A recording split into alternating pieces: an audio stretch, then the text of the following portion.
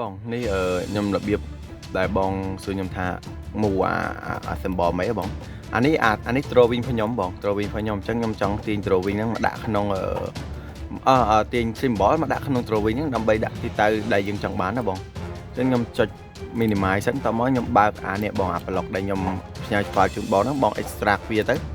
បង extract វាទៅបងឃើញអា folder ទាំងអស់ហ្នឹងហើយបន្ទាប់មកបងចង់បានឧទាហរណ៍ថាខ្ញុំមាន block ផងវាខ្ញុំមានច្រើនខ្ញុំមាន AC block មានអីផ្សេងណាម៉ាស៊ីនពាក់ម៉ាស៊ីនអីតែខ្ញុំឧទាហរណ៍ថាខ្ញុំយកអាក្នុងនេះបងណាវាមាន symbol electronic ហើយ symbol អីច្រើនណាបងខ្ញុំផ្ញើទៅបង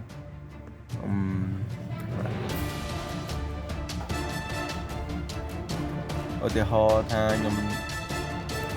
យក electrical pole នេះមួយចុះខ្ញុំចង់បានអាបកគូលនេះហ៎បងណាខ្ញុំចង់បានបកគូលបងធ្វើអាផ្សេងៗទេដូចគ្នាថាបងចុចម៉ៅអាម៉ៅយើងធម្មតាហ្នឹងម៉ៅមួយហ្នឹងបងចុច select វាមកយក block ឬក៏ symbol ដែលបងចង់បាន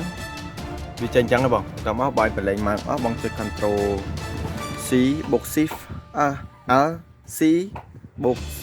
L C បូក C បងច្រឡំ L C បូក C បងចុចចឹងមកវាឲ្យយើងខ្វាញ់ចំណុចមួយអញ្ចឹងបងខ្វាញ់ចំណុចកណ្ដាលនៃទិសដៅហ្នឹងមកកន្លែងណាក៏បានដែរបងអីបងចុចមួយមកចុចមួយគឺវាអូខេហើយបន្ទាប់មកបងទៅបើកអា drawing របស់យើងនេះ drawing របស់ខ្ញុំចង់ផាសវាមកបន្ទាប់មកបងចុចលើនឹងមួយមកចុចមកបន្ទាប់មកបង control V មកដូចយើងផាសធម្មតាមកវាមកបងនេះឃើញវាមកអត់